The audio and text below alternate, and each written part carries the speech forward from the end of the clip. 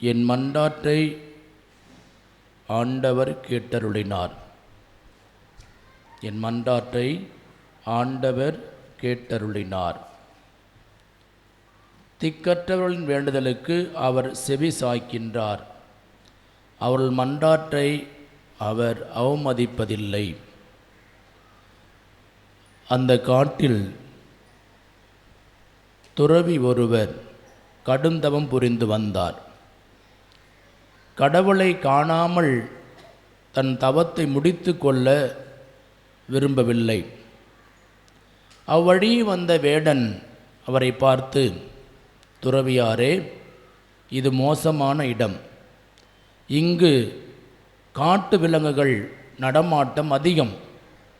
எனவே இங்கிருந்து போய்விடுங்கள். போகாவிட்டால் உங்கள் உயிருக்கு ஆபத்து நேரிடும். அப்பொழுது துறவி சொன்னார், என் தவத்தை நீ கலைக்க வேண்டாம். நான் கடவுளை காணாமல் இங்கிருந்து போக மாட்டேன். இறப்பதானாலும் பரவாயில்லை, நான் கடவுளை காணாமல் போக மாட்டேன். அப்பொழுது அந்த வேடன் சொன்னான், நீங்கள் கடவுளை காண வேண்டும், அவ்வளவுதானே? ஆமாம், தோ வருகிறேன், கடவுளை அழைத்து வருகிறேன் என்று வேடன் சொன்னான். துறவிக்கு நகைப்பு வந்தது. நான் கடும் தவம் புரிந்து வருகிறேன், எனக்கே இந்த கடவுள் இன்னும் காட்சி கொடுக்கவில்லை, நான் கேட்கின்ற மன்றாட்டுக்கு இன்னும் செவிசாய்க்கவில்லை. போயும் போயும் ஒரு வேடன் நீ கூப்பிட்டால் கடவுள் காட்சி கொடுத்து விடுவாரா என்றவாறு உள்ளத்தில் நினைத்து நகைப்போடு கூடிய நிலையில், சரி கடவுளை கூப்பிட்டு வா பார்க்கலாம் என்று துறவி சொன்னார். சொன்னதுதான் தாமதம். அந்த வேடன், கடவுளே வாருங்கள், எனக்காக அல்ல, இந்த துறவிக்காக வாருங்கள் சொல்லி முடித்தான். கடவுள் அவள் இருவர் முன்பாகவும் தோன்றினார். துறவிக்கு அதிர்ச்சி கலந்த கோபம். கடவுளே, இத்தனை ஆண்டுகளாக நான் கடும் தவம் புரிந்து வருகிறேன், ஒரு முறை கூட நீர் எனக்கு உம்மை வெளிப்படுத்தவில்லை. இந்த வேடன் அழைத்ததும் வந்துவிட்டாயே என்று கோபத்தோடு கூடிய நிலையில் கடவுள் நோக்கி கேட்டான். கடவுள் சொன்னார், இது நாள் வரை நீ உனக்காக மட்டுமே என்னை கூப்பிட்டாய். ஆனால் இந்த வேடன் என்னை உனக்காக மட்டுமே அழைத்தான். நீ உனக்காக மட்டும் என்னை அழைத்தாய், இந்த வேடனோ உனக்காக என்னை அழைத்தான். எனவேதான் வந்துள்ளோம், மறைந்து போனார். ஆண்டவர் இயேசுவில் அன்புக்குரிய சகோதர சகோதரிகளே, கடவுளை யார் நம்பிக்கையோடு அழைத்தாலும் தம்மை வெளிப்படுத்துவார். யார் நம்பிக்கையோடு தேடினாலும் கடவுள் அவளுக்கு தம்மை வெளிப்படுத்துவார். நம்பிக்கையோடு யார் கூவி அழைத்தாலும் கடவுள் செவிசாய்ப்பார். இன்றைய திருப்படல் இதை தான் வாசிக்கின்றோம். திக்கற்றவர்கள் கடவுளை காண வேண்டும், கடவுள் குரல் கேட்க வேண்டும் என்றால் அவர் பெரிய படித்தவராக, அறிஞராக, அழகு உள்ளவராக, ஆற்றல் உள்ளவராக, செல்வமிக்கவராக இருக்க வேண்டும் என்ற அவசியம் இல்லை. மாறாக நம்பிக்கையோடு யார் அழைத்தாலும், நம்பிக்கையோடு யார் தேடினாலும் இறைவன் அவளுக்கு செவி சாய்க்கின்றார், அவர் மன்றாட்டுக்கு செவி கொடுக்கின்றார். இதோ நீ அழகற்றவன், அறிவற்றவன், ஆற்றல் அற்றவன் என்பதற்காக கடவுள் எந்த மனிதனுடைய வேண்டலையும் குரலையும் அவமதிப்பதில்லை. மாறாக இறைவன் செவி சாய்க்கின்றார். அதுதான் விவிலியத்தில் நாம் தொடர்ச்சியாக பார்க்கலாம். என் பெயரால் நீங்கள் எதை கேட்டாலும் பெற்றுக்கொள்வீர்கள், கடவுளுடைய பெயரால் நீங்களும் நானும் எதை கேட்டாலும் பெற்றுக்கொள்வோம். அதுவும் இன்னும் சிறப்பாக நம்மை கடந்து பிறருக்காக நாம் கடவுளிடத்தில் மன்றாடுகின்ற பொழுது, கேட்கின்ற பொழுது இன்னும் விரைவாக இறைவன் செவிசாய்ப்பார். இன்றைய முதல் வாசகத்தில் இன்னும் இதை அதிகமாக காண முடிகிறது. இந்த முதல் வாசகத்தில் முதல் பகுதியில் பார்க்கின்றோம், ஏறக்குறை நம்மை போல அவருடைய நடவடிக்கைகள் அமைந்திருக்கிறது. ஒரு காலத்தில் எகிப்தில் அடிமைகளாக இருந்தவர்கள் பல கட்ட போராட்டங்களுக்கு மத்தியில் மோசே தலைமையில் அவர்கள் விடுவிக்கப்பட்டார்கள். அவர்களுக்கு மன்னா உணவும் அவர்களுக்கு காடையும் வழங்கப்பட்டு வழிநடத்தப்பட்டார்கள். பகலில் மேகத்தூணாகவும் இரவில் நெருப்பு தூணாகவும் அவர்களை வழிநடத்தி வந்த கடவுள் இப்படியெல்லாம் அவர்களை சிறப்பாக வழிநடத்தி வந்த போதும் கூட இந்த மக்கள் என்ன செய்தார்கள்? கடவுளுக்கும் மோசேவுக்கும் எதிராக முணுமுணுத்தார்கள். ஏறக்குறை நம்மை என்ன பெரிய வாழ்க்கை, என்ன பெரிய கடவுள், என்ன பெரிய சாமி, என்ன பெரிய, கொஞ்சம் துன்பம் வந்தாலும் கொஞ்சம் இடல் வந்தாலும் உடனடியாக என்ன பண்ணுவோம்? சலித்து கொள்வோம், முணுமுணுக்கு தொடங்குவோம். யாருக்கு எதிராக? கடவுளுக்கே எதிராக. அந்த கடவுள் நிலையிலிருந்து நம்ம வழிநடத்துவதற்கு எதிராக முணுமுணுப்போம். இங்கே அதுதான் பார்க்கின்றோம். கடவுள்தான் இந்த மக்களுடைய, அவர் அழகாக சொல்வார், என் மக்கள் படும் துன்பங்கள் என் கண்களால் கண்டேன், அவள் எழுப்பிய கூக்குள் என் காதுகளுக்கு எட்டி உள்ளது, எனவே நாமே இறங்கி வந்துள்ளோம் என்று மோசேவை அழைத்து அவர் வழியாகத்தான் இந்த மக்களை எகிப்திலிருந்து விடுவித்து வந்தார். விடுவித்து அவர்கள் வழிநடத்திய பொழுது அந்த மக்கள் என்ன செய்தார்கள்? நன்றி கெட்டவர்களாக, இதுவரை இறைவன் காத்து வந்திருக்கிறார், இன்னைக்கு விட்டுருவாரா? இதுவரை நம்முடைய குடும்பத்தில் நம் பிள்ளைகளை நம்மை ஆசீர்வதித்த கடவுள் இன்று நம்மை அப்படி விட்டு விடுவாரா?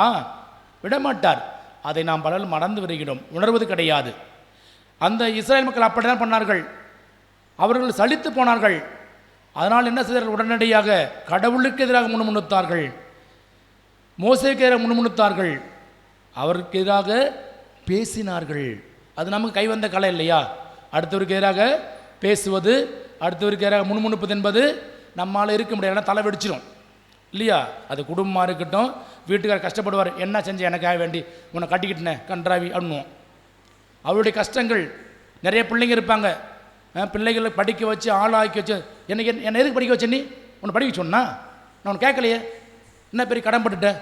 நன்றி கெட்ட தனம், நன்றி கெட்ட தனத்தை வெளிப்படுத்த. இன்றைக்கி பிள்ளைகளிடத்தில் காணப்படுகின்ற அவள் நிலை, குடும்பத்தில் மனைவியிடம் காணப்படுகின்ற நிலை, கணவனிடத்தில் காணப்படுகின்ற நிலை, இது நாம் காண்கின்ற அன்ற நடவடிக்கைகள். ஆனால் சரிதானா என்றால் சரியல்ல, தவறானது. தவறானது என்பதற்கு இன்றைய முதல் வாசகத்தில் பதிலை பார்க்கின்றோம். என்ன தவறானது? இந்த மக்கள் முணுமுணுத்தார்கள். என்ன ஆனது? கடவுளுக்கு எதிராகவும் கடவுளுடைய நிலையிலிருந்து வழிநடத்த மோசேக்கு எதிராகவும் அவர்கள் முணுமுணுத்த போது கடவுள் என்ன பாரு? கொள்ளிவாய் பாம்பை அனுப்பினார். உன் செயலுக்கு அவர்கள் பலனை பெற்றே ஆக வேண்டும். என் செயல் சரியாக இருந்தால் சரியான பலன் கிடைக்கும், என் செயல் தவறான என்றால் தவறான பலன் கிடைக்கும். அவருடைய செயல் என்ன? நன்றி கெட்டார்கள், நன்றி கெட்ட மனிதர்களாக மாறினார்கள். கடவுள் அவருக்கு என்ன பண்ணுறது? கொள்ளிவாய் பாம்பை அனுப்புகிறார். பலர் கடிபட்டு மாண்டு போனார்கள். எப்போ நமக்கு புத்தி வரும்? கண் கட்ட பிறகு தான் சூரிய நமஸ்காரம், கண் கட்ட பிறகு தான் சூரிய நமஸ்காரம். அது என்ன பண்ணுவான்? நான் தான் ராஜா, நான் தான் மந்திரி, என்னை யாரும் அசைக்க முடியாது, என்னை யாரும் வளைக்க முடியாது அப்படின்னு என்ன பண்ணுவான்? சொல்லுவோம். என்னைக்கு நம்ம அடிபடுறோமோ அன்னைக்கு தான் ஐயோ கடவுளேன்னு தேடுவோம். அடுத்த கட்டம் பாருங்க. என்று கொள்ளிவாய் பாம்பால் கடிபட்டு மாண்டார்களோ ஓடிவா, ஆண்டவரே நான் உங்களுக்கு எதிராக பாவம் செய்தோம், உங்களுக்கு எதிராக முணுமுணுத்தோம், எதிர்த்து பேசினோம் சொல்லிட்டு என்ன மோசடி வந்து கடவுளுக்கும் உமக்கும் எதிராக முணுமுணுத்தோம், எதிர்த்து பேசினோம் என்று சொல்லிவிட்டு என்ன சொல்றாரு? ஆண்டவரிடத்தில் நீர் இந்த பாம்பை அகற்றும்படியாக எங்களுக்காக மன்றாடு, எங்களுக்காக மன்றாடு. அப்போ என்ன பண்ணணும்? நீங்கள் நான் என்ன பண்ணுவோம்? என்ன திட்டுனீங்க, என்ன எம்மா பேச்சு பேசுனேன், உனக்கு இதுவும் தேவை இன்னும் தேவை, பெத்த பிள்ளையா இருக்கட்டுமா சாமி, என்னை தாயின்னு பார்க்கலாம் அவன் பண்ண அவமா அட்டகாசம், இல்லை என்னை தந்தைன்னு பார்க்கலாம் அவன் பண்ண மரியாதை கட்டத்தனம், நானா ஒரு காலம் அவனை மன்னிக்க மாட்டேன், படு இன்னும் 4 பாம்பு கடிச்சு இன்றைக்கே போய் சாவு அப்படின்னு ஒரு காலம் நீங்கள் நானாக சொல்லியிருப்போம்.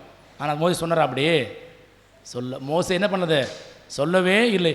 உடனடியாக நன்றி கெட்ட மக்கள் என்ற போதிலும் கூட என்று அந்த மக்கள் தங்களுடைய தவற்றை உணர்ந்து வருந்தி எங்களுக்காக ஆண்டவரிடத்தில் மன்றாடும் என்று விண்ணப்பங்களை முன்வைத்தார்களோ அந்த கணமே மோசே ஆண்டவர் நோக்கி மன்றாடுகின்றார்.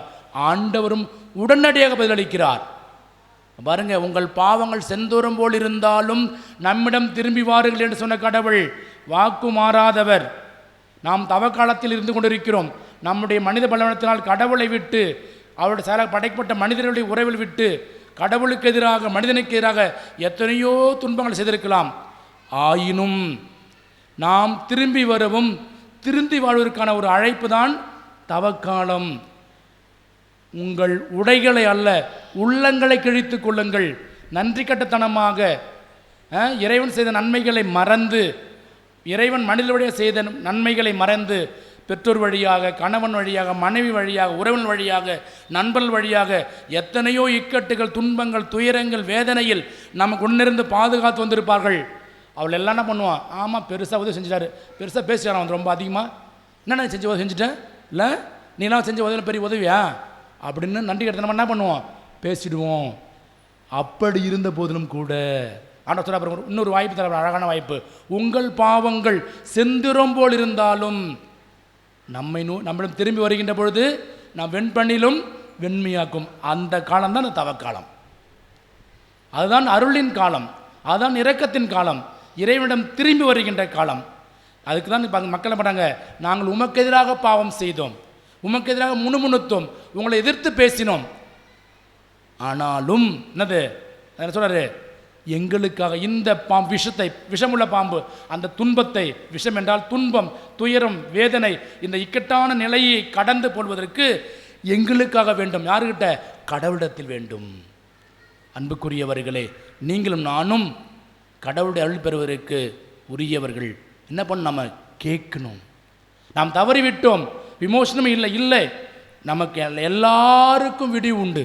எல்லாருடைய குரலையும் கேட்பதற்கு இறைவன் ஆயத்தமாக இருக்கிறார். எல்லாருடைய மன்றாட்டுக்கும் அவர் செவி சாய்க்கின்றார். ஆகவே நீங்கள் நான் என்ன செய்ய வேண்டும்? ஆண்டவரிடத்தில் திரும்பி வர வேண்டும். நம்முடைய தவறுகளுக்காக மனம் வருந்துகின்ற பொழுது இறைவன் நமக்கு மன்னிப்பை கொடுத்து ஆசி வழங்குவார். அந்த மக்கள் பாருங்க, ஆண்டவரிடத்தில் கேட்கின்ற பொழுது ஆண்டவர் வழி சொல்கிறார். என்ன வழி? வெண்கலத்தால் செய்யப்பட்ட பாம்பை உண்டாக்கி அதை உற்று நோக்குங்கள், இக்கட்டுகள் அனைத்திலும் இருந்தும் காப்பாற்றப்படுவீர்கள். இதுக்கு ஒரு அழகான உதாரணம் சூசன்னா. அவர் துன்பம் நிறைந்த வேளையில், வேதனை நிறைந்த வேளையில் அவருடைய கணவர், பெற்றோர்கள், பிள்ளைகள், உறவுகள், ஊரார் அனைவரும் சேர்ந்து அவர் குற்றவாளியாக மரண தண்டனைக்கு ஒப்படைக்கின்ற பொழுது அவள் விண்ணக தந்தையை நோக்கி அழுதாள். விண்ணக தந்தை நோக்கி அழுதாள். கணவனை பார்த்தோ, மனைவனை பார்த்து, கணவனை பார்த்தோ, பிள்ளைகளை பார்த்தோ, பெற்றோரை பார்த்தோ, நண்பர்களை பார்த்தோ அழலை. எப்போ நான் குற்றமற்றவன், நான் பாவம் செய்யலை, என்னை காப்பாற்றுங்க அப்படின்னு யாரை பார்த்தா அவர் அழலை. யாரை பார்த்தாரு? ஆண்டவரையே நோக்கினாள். அவள் விண்ணக தந்தையே நோக்கினாள். யார் ஒரு ஆண்டவரை நோக்குகின்றார்களோ, யார் ஒரு ஆண்டவரை தேடுகின்றார்களோ அனைவரும் வாழ்வடைவார்கள். அங்கு சூசன்னா ஆண்டவரையே நோக்கினாள், நோக்கி அழுதாள். ஆண்டவரை, அவர் உள்ளம் ஆண்டவரை நம்பி இருந்தது, காப்பாற்றப்படுவோம் என்ற நம்பிக்கை இருந்தது. என்னது? அவள் ஊரே ஒன்றாக இருந்தும் ஒத்த ஆளாக இறைவனின் நம்பிக்கை கொண்டிருந்ததால் அவர் காப்பாற்றப்பட்டாள், அவர் காப்பாற்றப்பட்டாள். அன்புக்குரியவர்களே, இங்கு இந்த மக்கள் எதை பார்த்தார்கள்? வெண்கலத்தால் செய்யப்பட்ட பாம்பை உற்று நோக்கியதால் அவர்கள் அனைவருமே விஷப்பாம்பின் கடிலிருந்து காப்பாற்றப்பட்டார்கள். இன்று நீங்களும் நானும் ஆண்டவரை உற்று நோக்க அழைக்கப்படுகின்றோம். இதோ சிலுவையில் உயர்த்தப்பட்டிருக்கின்ற இந்த ஆண்டவரை ஒவ்வொரு நாளும் உற்று நோக்குகின்ற பொழுது எப்படிப்பட்ட துன்பம், துயரம், வேதனை, தனிமை, இந்த உலகமே நமக்கு எதிராக எழுந்து வரட்டும், இந்த ஒத்த நபர் உங்களையும் என்னையும் காப்பாற்றுவார், உங்களையும் என்னையும் விடுவிப்பார், உங்களுக்கும் எனக்கும் ஆசி வழங்குவார், உங்களையும் என்னையும் முன்னும் பின்னும் மரணம் கோட்டையுமாயிருந்து பாதுகாப்பார். ஏனென்றால் இந்த ஆண்டவர் வாக்கு மாறாதவர். அதான் தவக்காலத்திடம் தருகின்ற செய்தி. நாம் அனைவரும் ஆண்டவரை உற்று நோக்க வேண்டும், ஆண்டவரிடம் திரும்பி வர வேண்டும், நம்முடைய செயலுக்காக வருந்த வேண்டும். இப்படி செய்கின்ற பொழுது நாம் பாதுகாக்கப்படுவோம், ஆசீர்வதிக்கப்படுவோம். நாம் கேட்கின்ற எல்லாம் கிடைக்கும். எனவே நம்பிக்கையோடு கேட்போம், ஆண்டவரே எங்கள் குடும்பத்தை ஆசீர்வதியும், ஆண்டவரே எங்கள் பிள்ளைகளை ஆசீர்வதியும். உமக்கு எதிராகவும் செயலாக படைக்கப்பட்ட மனிதருக்கு எதிராகவும் அநேக தடவை குற்றம் புரிந்துள்ளோம், அநேக தடவை நன்றி கெட்டத்தனமாக இருந்திருக்கிறோம்.